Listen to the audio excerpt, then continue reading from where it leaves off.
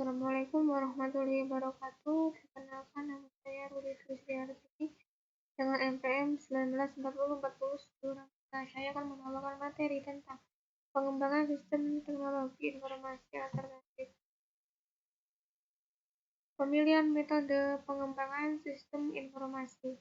Faktor yang menentukan pilihan pemilihan metode pengembangan sistem teknologi informasi adalah yang pertama, ketersediaan paket, sumber daya sistem teknologi informasi, kemudian dampak dari sistem dan jadwal pemakaian sistem. Prioritas pertama, pemilihan metode pengembangan sistem teknologi informasi atau STI umumnya adalah pada paket. Jika paket tidak tersedia, maka prioritas kedua biasanya pada outsourcing. Penentuan apakah akan dikerjakan dan dioperasikan oleh pihak ketiga atau outsourcing atau akan dikembangkan sendiri atau insourcing. Ditentukan oleh faktor kemampuan sumber daya resource dari Departemen Sistem Teknologi Informasi.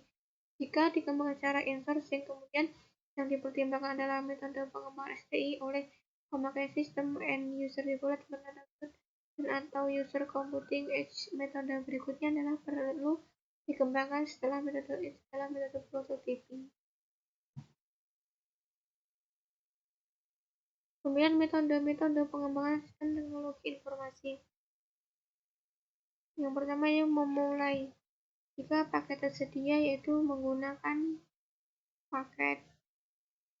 Kemudian yang kalau tidak itu menggunakan sumber daya STI. Yang tidak mampu itu outsourcing. Jika mampu itu pada berdampak pada STI yang dikerjakan oleh individu atau EUC. Kemudian dampak pada organisasi yaitu jalur pemakaian itu sudah dilakukan itu prototyping atau masih itu SDLC belum selesai.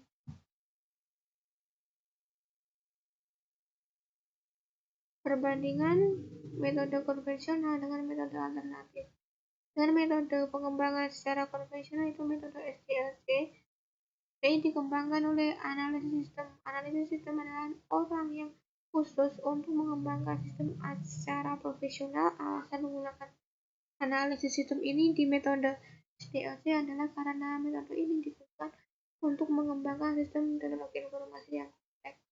Pengembangan STI alternatif metode paket dilakukan dengan memberi seperangkat tanda lunak. Paket ini dikembangkan oleh pihak ketiga, yaitu analisis sistem penjual paket. Sistem sudah dibeli dioperasikan oleh Departemen Sistem Informasi atau langsung digunakan oleh petugas sistem. Prototyping merupakan pengembangan sistem teknologi informasi secara bertahap, yaitu dengan mengembangkan suatu prototipe yang sederhana dulu dan ditinggalkan dari waktu ke waktu sampai selesai dikembangkan. Prototyping dikembangkan oleh sistem analisis, kemudian hasil dari pengembangan tersebut dioperasikan oleh pemakai sistem. Pengembangan STI model use computing atau EUC dilakukan oleh pemakai sistem teknologi informasi itu sendiri. Hasil dari STI juga dioperasikan oleh pemakai sendiri. Metode paket. Sekarang paket banyak tersedia di pasar karena banyak aplikasi bisnis yang umum seperti aplikasi akuntansi, keuangan, aplikasi-aplikasi lainnya. Paket yang tersedia dapat berupa program aplikasi sederhana sampai ke program aplikasi yang lengkap dan kompleks. Jika paket tersedia, perusahaan tidak perlu merancang dan menulis dari program aplikasinya.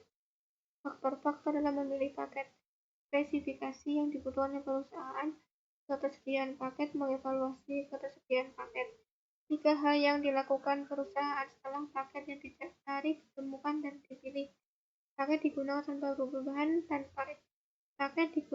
perubahan paket dimodifikasi, perusahaan yang dimodifikasi.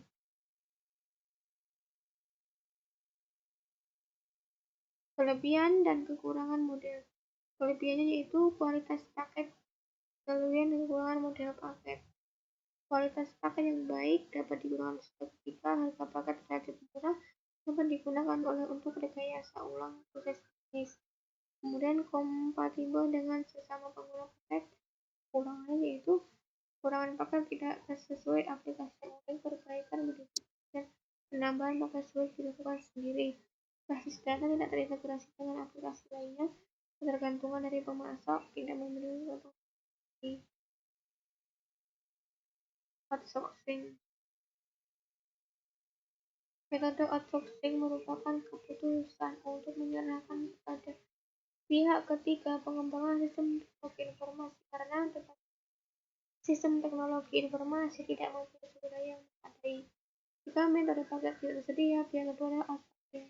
Apakah akan diusahakan dari usaha pihak ketiga atau outsourcing atau akan dikembangkan sendiri atau insourcing ditentukan oleh faktor kemampuan sumber daya research development sistem teknologi informasi. Kelebihan dan kekurangan model outsourcing. Kelebihannya yaitu biaya teknologi akan lebih murah, mengurangi proses produksi, mengurangi waktu proses, kemudian jasa yang diberikan oleh outsourcer lebih berkualitas, memiliki pengetahuan tentang sistem teknologi, meningkatkan fleksibilitas, mengurangi risiko kegagalan investasi yang mahal. Perusahaan dapat memfokuskan pada pekerjaan lain yang lebih penting. Ada kekurangannya yaitu mudah ditiru oleh pesaing. Perusahaan akan kehilangan kendali terhadap aplikasi yang outsourced-kan. Perusahaan akan banyak kehilangan kendali dalam memutuskan sesuatu. Perusahaan akan kehilangan keahlian dari belajar membangun dan mengoperasikan aplikasi tersebut.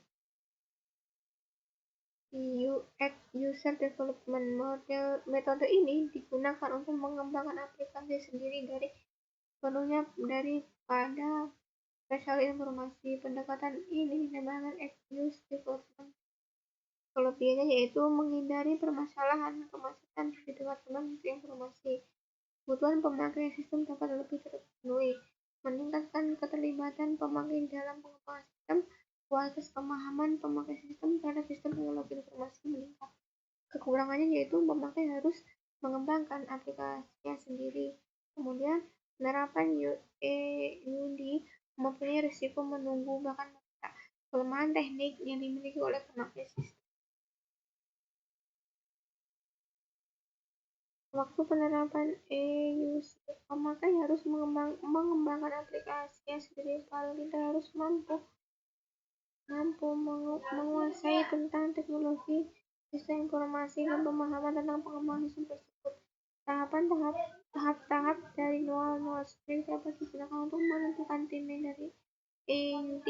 Pengelolaan memberikan 4 tahapan yaitu inisiasi, initiation, kejuaraan, completion, kendali konten, dan matang mature. Strategi EUC. Pengembangan EUD di organisasi diarahkan sampai ke titik yang disebut EUC terkendali atau control mode, yaitu saat EUC diterapkan secara optimal. Strategi mencapai titik ini dapat dilakukan dengan 3 cara, yaitu strategi akselerasi, acceleration, containment, dan imbang atau balance. Strategi akselerasi, acceleration menekankan pada kecepatan ekspansi dari penerapan EUD dengan pengendalian yang kurang diperhatikan. Strategi containment adalah sebaliknya, yaitu lebih menekankan pada pengendalian dari EUD ketimbang kecepatan penerapannya. Strategi imbang atau balance menekan kualitas dan kuantitas, berjalan bersama-sama secara imbang untuk mencapai ke arah pertumbuhan terkendali dari penerapan EUD di perusahaan. Ini merupakan strategi EUD atau akselerasi, imbang, dan containment. Taktik penerapan EUC. Taktik pelaksanaan EUD dimaksudkan untuk mengatasi kelemahan manajer. Taktik yang diterapkan dengan menyediakan alat pengembangan yang sudah digunakan dan membangun pusat informasi dan informasi center dalam organisasi. Alat-alat pengembangan sistem.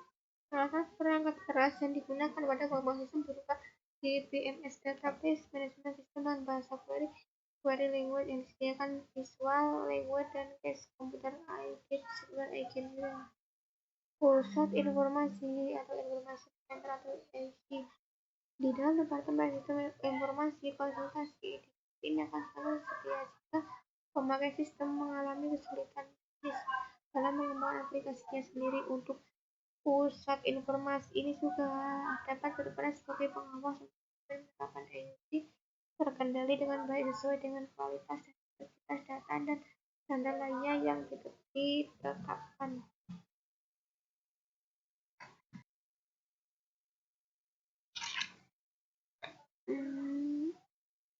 Metode prototyping. Prototip adalah bentuk dasar atau mode awal dari suatu sistem atau bagian dari sistem yang dioperasikan. Prototip ditingkatkan terus sesuai dengan kemampuan pemakai sistem. Prototyping adalah proses pengembangan suatu prototip secara cepat untuk digunakan terlebih dahulu dan ditingkatkan terus-menerus sampai didapatkan sistem yang utuh. Tahapan-tahapan yang digunakan dalam pengembangan sistem menggunakan metode prototip sebagai berikut. Yang pertama, identifikasi kebutuhan yang mendasar, membangun prototip, menggunakan prototip, dan yang terakhir merevisi dan meningkatkan prototip.